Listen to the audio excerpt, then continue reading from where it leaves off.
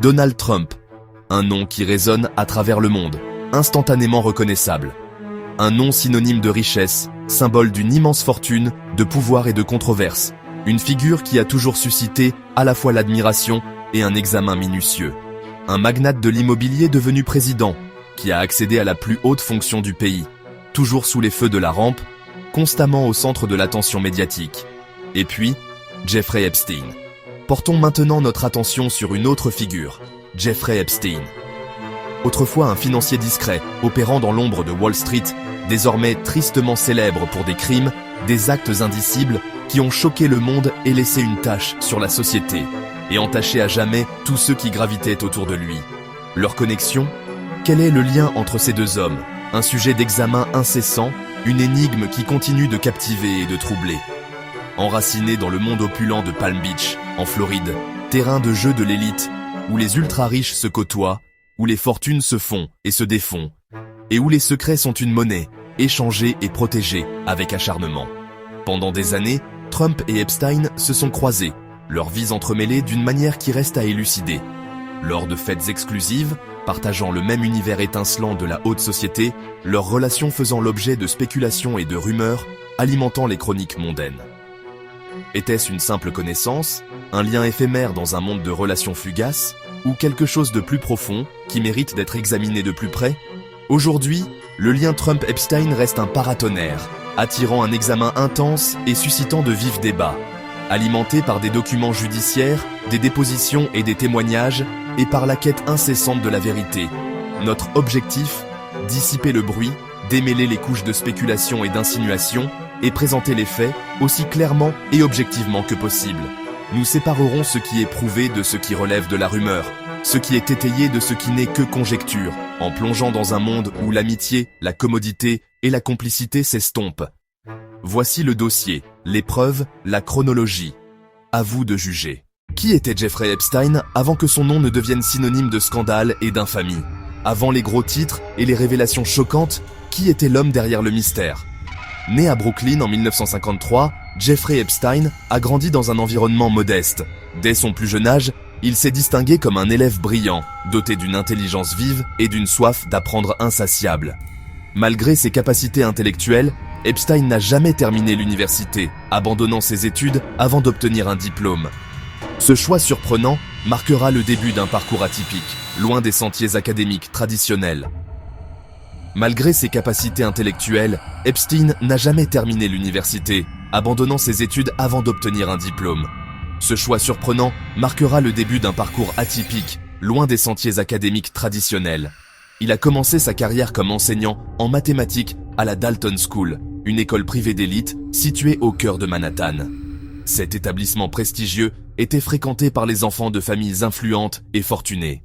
C'est dans ce milieu privilégié qu'il a commencé à nouer des liens importants, des relations qui allaient s'avérer cruciales pour le propulser dans le monde de la haute finance. Ces rencontres fortuites ont ouvert des portes insoupçonnées. Son ascension chez Bear Stearns fut fulgurante. Il a rapidement gravi les échelons de la hiérarchie, démontrant un talent certain pour les affaires et une ambition dévorante. Cependant, son départ de Bear Stearns s'est produit dans des circonstances troubles, laissant planer des interrogations sur les raisons exactes de cette séparation. Les rumeurs et les spéculations allaient bon train. Fort de son expérience et de ses contacts, Epstein a ensuite décidé de fonder sa propre entreprise, J. Epstein & Co., marquant ainsi une nouvelle étape dans son parcours professionnel. Son entreprise se spécialise dans la gestion de fortune, s'occupant des actifs financiers des ultra-riches, ceux qui possèdent des fortunes colossales et un style de vie extravagant. Parmi ses clients les plus importants figurait Leslie Wexner, le milliardaire visionnaire à l'origine de L Brands, un véritable empire dans le secteur du commerce de détail. Wexner a accordé à Epstein un contrôle sans précédent sur ses finances personnelles et ses investissements, lui confiant une part considérable de son patrimoine. Cette relation privilégiée a joué un rôle déterminant dans l'ascension fulgurante d'Epstein, lui permettant d'accumuler une richesse considérable en un temps record. Avec cette richesse nouvellement acquise, Epstein s'est offert un jet privé luxueux, symbole de son statut et de sa liberté de mouvement. Il a également fait l'acquisition d'un somptueux manoir à New York, une résidence prestigieuse reflétant son goût pour le luxe et l'opulence.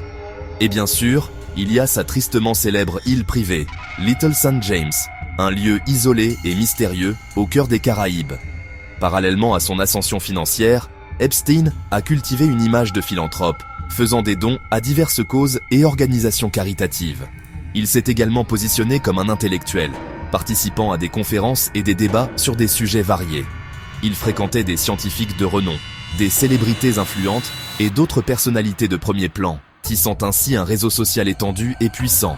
Son influence s'étendait jusqu'au cercle politique, où il entretenait des relations avec des personnalités importantes du gouvernement. Il avait également des liens avec la royauté, notamment avec le prince Andrew, duc d'York. Le monde universitaire n'était pas en reste, avec des contacts dans des institutions prestigieuses comme Harvard et le MIT.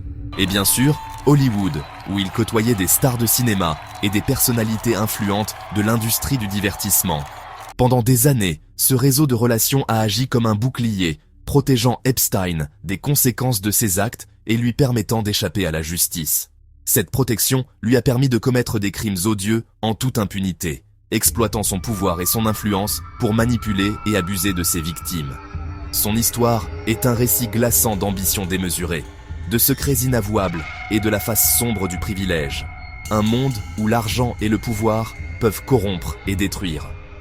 C'est ce monde opaque et perverti qui allait finalement entrer en collision avec celui de Donald Trump, révélant des liens troublants et des complicités inattendues. La véritable source de la fortune d'Epstein reste un mystère. Son seul client confirmé était Leslie Wexner, qui lui a donné un contrôle étendu sur des milliards. L'entreprise d'Epstein était une boîte noire financière, affirmant ne servir que les milliardaires et évitant la surveillance réglementaire. Certains spéculent sur des liens avec le trafic d'armes ou les services de renseignement, mais les preuves concrètes manquent. Ce qui est certain, c'est que la richesse d'Epstein a acheté de l'influence, dons, fêtes somptueuses et accès aux puissants. Son opacité financière et son exclusivité l'ont rendu presque intouchable pendant des décennies. L'argent n'était pas seulement pour le luxe, c'était un outil pour construire un réseau protecteur. Ce réseau se révélerait crucial à mesure que les murmures de ses crimes commençaient à faire surface. Le monde de Jeffrey Epstein, un univers de richesse et d'influence inimaginable, a commencé à s'effondrer avec une rapidité choquante. Sa façade soigneusement construite, fondée sur des secrets et l'exploitation, était sur le point d'être dévoilée. Les premières fissures sont apparues au milieu des années 2000, une période à jamais gravée dans la mémoire de ses victimes et de ceux qui réclamaient en justice. Tout a commencé à Palm Beach, en Floride, terrain de jeu des riches et puissants où le comportement prédateur d'Epstein était resté impuni bien trop longtemps. En 2005, la police de Palm Beach a ouvert une enquête, une initiative qui allait bientôt dévoiler un réseau de tromperies et d'abus. L'enquête a été déclenchée après qu'un parent ait courageusement accusé Epstein d'avoir agressé sexuellement sa fille de 14 ans, un acte de bravoure qui allait encourager d'autres victimes à se manifester. Rapidement, des dizaines d'autres victimes, chacune avec son histoire bouleversante d'abus et d'exploitation, sont sorties de l'ombre, en quête de justice et de réparation. Malgré des preuves accablantes et convaincantes contre lui, révélant un schéma clair de comportement criminel, Epstein a réussi à conclure un accord secret en 2007. Un arrangement controversé qui allait plus tard susciter l'indignation et l'incrédulité. Il n'a purgé que 13 mois de prison, bénéficiant de permissions de sortie généreuses, une peine que beaucoup ont considérée comme une grave parodie de justice. Pendant des années, l'affaire est restée largement en sommeil, enfouie sous des couches de manœuvres juridiques et de puissantes connexions. Jusqu'à l'explosif reportage du Miami Herald en 2018, un travail d'investigation qui allait raviver la colère du public. Cette enquête a déclenché une indignation générale, exigeant des comptes et la justice pour les victimes. Ce regain d'attention a mené à la démission du secrétaire au travail de Trump, Alexander Acosta, impliqué dans l'accord controversé de 2007.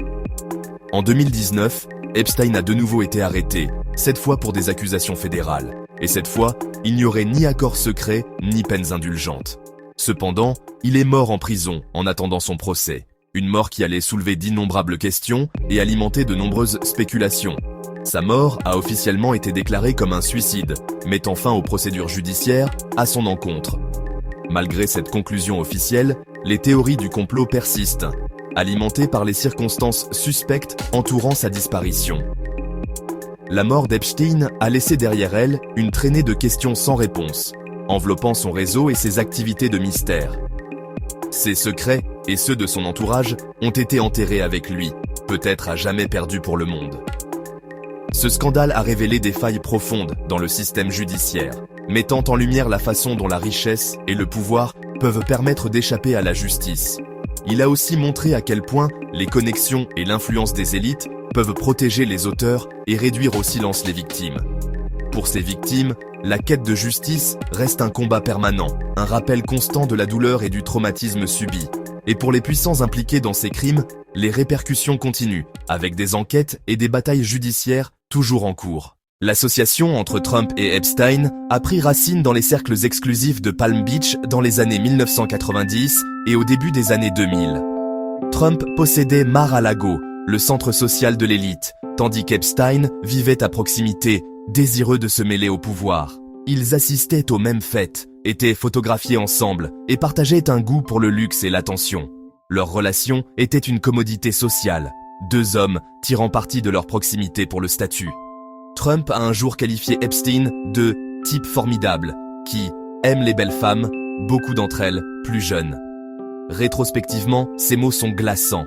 Les journaux de vol montrent que Trump a voyagé sur le jet d'Epstein dans les années 1990, bien que la nature de ces voyages reste incertaine.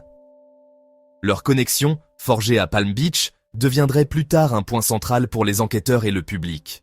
Quelles preuves concrètes relient Trump et Epstein ? Des photographies les montrent ensemble. Lors d'événements à Mar-a-Lago dans les années 1990 et au début des années 2000, parfois avec Melania et Ghislaine Maxwell. Une vidéo de NBC datant de 1992 les montre en train de rire et de socialiser, entourés de jeunes femmes. La citation de Trump en 2002, louant le goût d'Epstein pour les femmes, est bien documentée. Après l'arrestation d'Epstein, Trump a pris ses distances, affirmant qu'il n'était pas un fan. Les témoignages de membres du club et du personnel confirment qu'ils étaient de souvent vus ensemble. Ces images et récits dressent un tableau clair. Pendant un temps, Trump et Epstein étaient amis, évoluant dans les mêmes cercles d'élite. Les tentatives de minimiser cette connexion ne sont apparues qu'après que les crimes d'Epstein soient devenus publics. Distinguer les faits des rumeurs est crucial.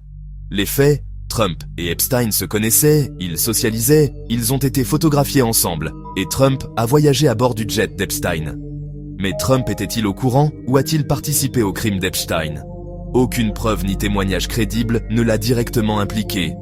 Certaines victimes se souviennent avoir vu Trump lors de fêtes, mais aucune ne l'accuse d'actes répréhensibles.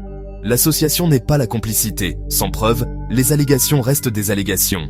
Les théories du complot abondent, mais elles manquent de sources vérifiables. La vraie question, qu'est-ce que Trump savait ? Et quand l'a-t-il su ? Il se peut que cela ne soit jamais totalement élucidé. Nous avons présenté la chronologie, les preuves et les faits.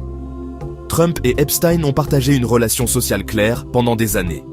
Les tentatives ultérieures de Trump de se distancer soulèvent des questions sur la sincérité et le calcul politique. La mort d'Epstein a scellé de nombreux secrets, laissant une image partielle et troublante. Nous savons qu'ils étaient amis. Nous ne savons pas ce que Trump savait vraiment. L'ambiguïté est troublante, un rappel de la façon dont le pouvoir protège les secrets. Maintenant, le dossier est entre vos mains. Quel est votre verdict sur cette connexion controversée ? Que pensez-vous de cette relation ? Simple coïncidence sociale ou lien plus profond ? Laissez votre avis en commentaire. Abonnez-vous pour d'autres histoires vraies, dérangeantes ou surprenantes. C'était Voix du futur. On se retrouve très bientôt pour une nouvelle vérité à explorer.